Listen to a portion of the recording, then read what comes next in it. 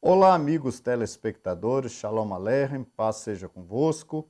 Eu sou o Rav Shai e este é o programa Or Teshuvah, ou Luz para Teshuvah.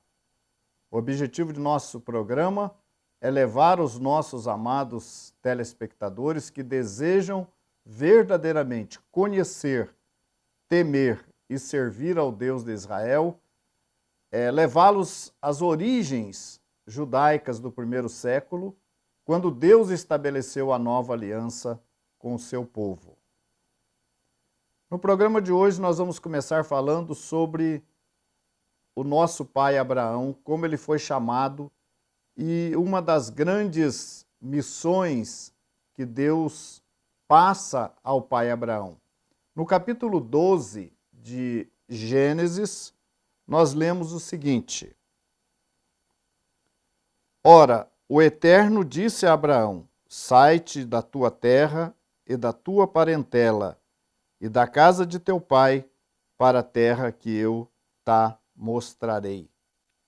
E far-te-ei uma grande nação, e abençoar-te-ei e engrandecerei o teu nome, e tu serás uma bênção. E abençoarei os que te abençoarem, e amaldiçoarei os que te amaldiçoarem, e em ti serão benditas todas as famílias da terra. Então, o que nós vemos aqui? Deus chama Abraão.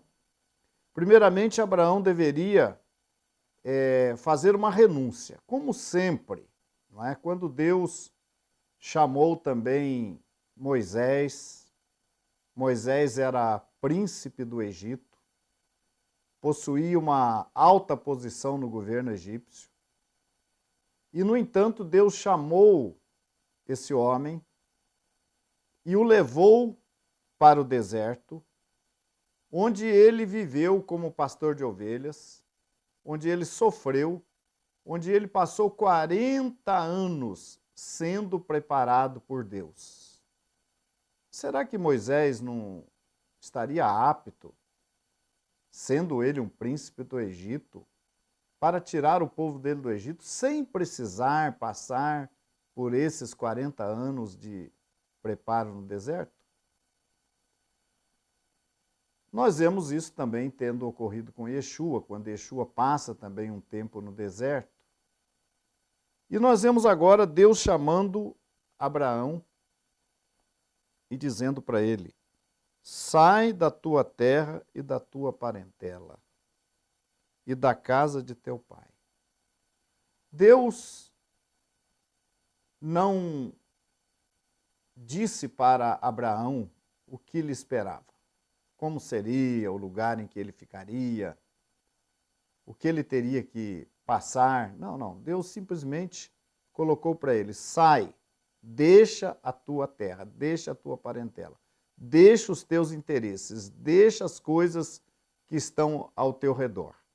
Até porque muitas vezes estas coisas acabam interferindo e atrapalhando quando Deus tem um propósito na nossa vida. E na sequência Deus fala com Abraão: abençoarei, far-te-ei uma grande nação sobre a terra, abençoar-te-ei e engrandecerei o teu nome, e tu serás uma bênção. E abençoarei, aí entra então o papel das demais nações, dos demais povos. E abençoarei os que te abençoarem. Gente, quando nós reconhecemos a vontade de Deus, nem sempre nós vamos enxergar com clareza que alguma coisa é a vontade de Deus. Nem sempre.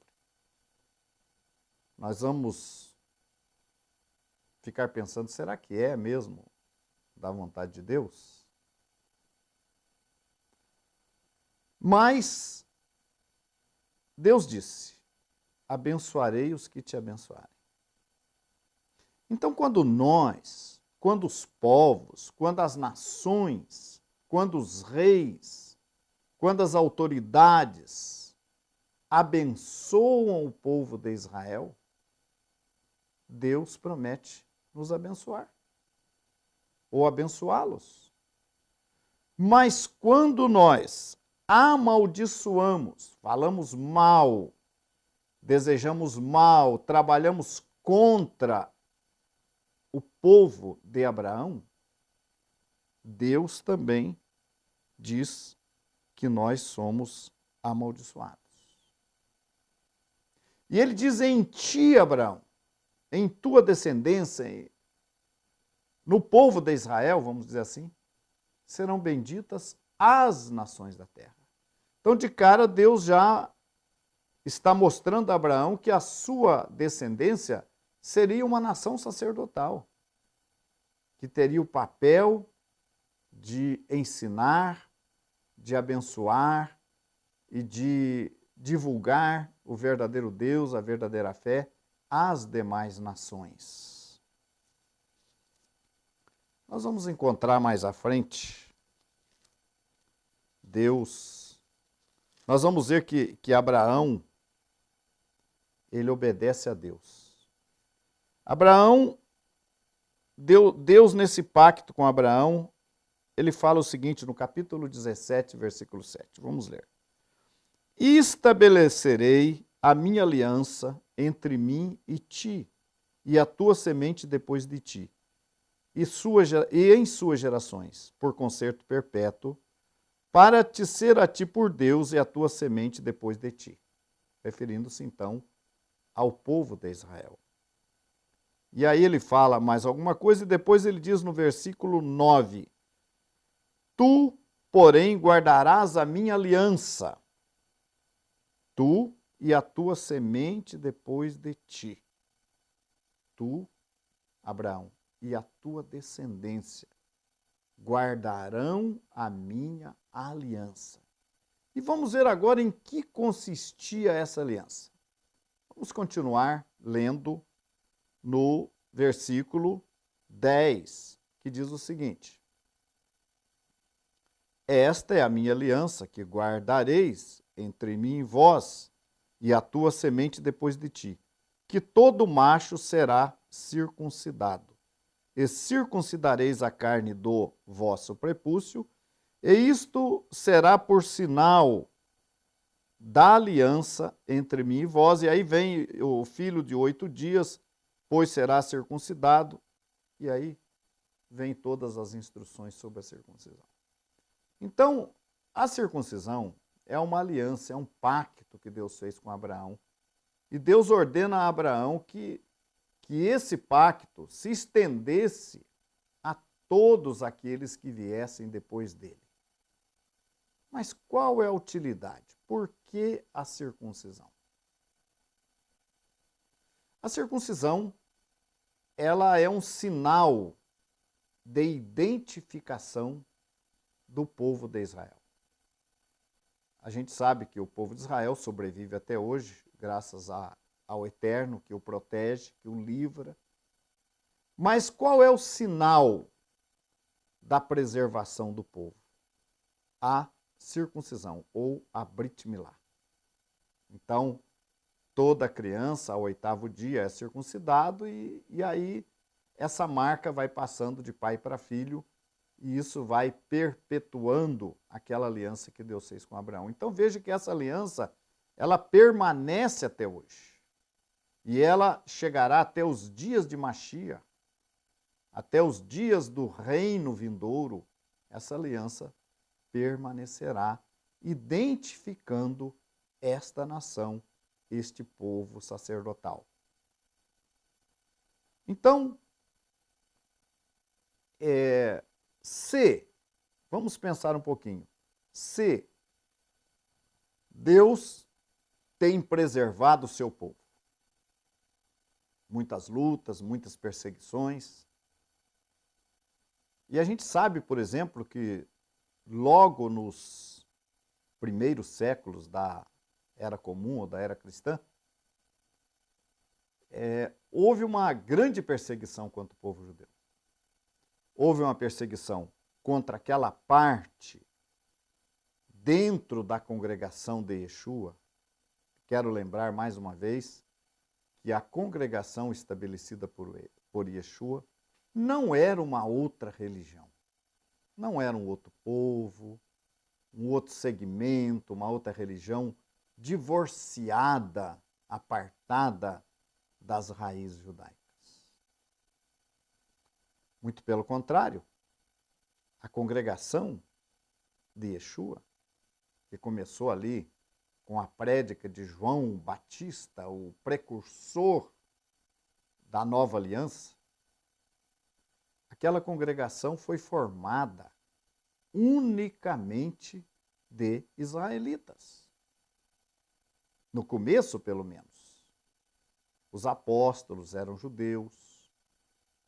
Enfim, a gente sabe até mais tarde, nós vamos comentar um pouco sobre o primeiro gentil a ingressar naquele novo segmento judaico.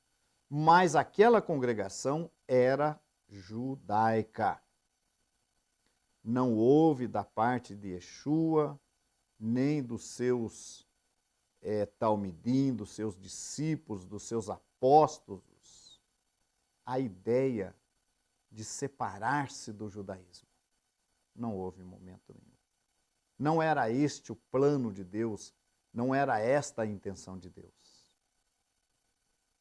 Nós podemos constatar isso, por exemplo, no fato tanto de Yeshua como dos seus discípulos frequentarem regularmente a sinagoga, todos os sábados, e frequentarem também o templo que naquela época ainda estava erguido, estava em pé. A gente vê que tanto Yeshua quanto os seus discípulos, eles permaneceram frequentando as sinagogas, frequentando o templo. No livro de Atos nós vamos ver que a hora nona, à tarde, os apóstolos iam ao templo para orar.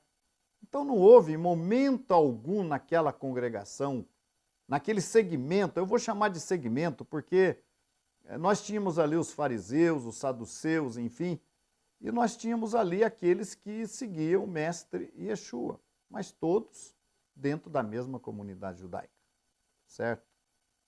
Então, o que nós vemos ali? Nós vemos que aquela congregação, ela vai, a princípio, isso é um detalhe importante também, observando a Torá.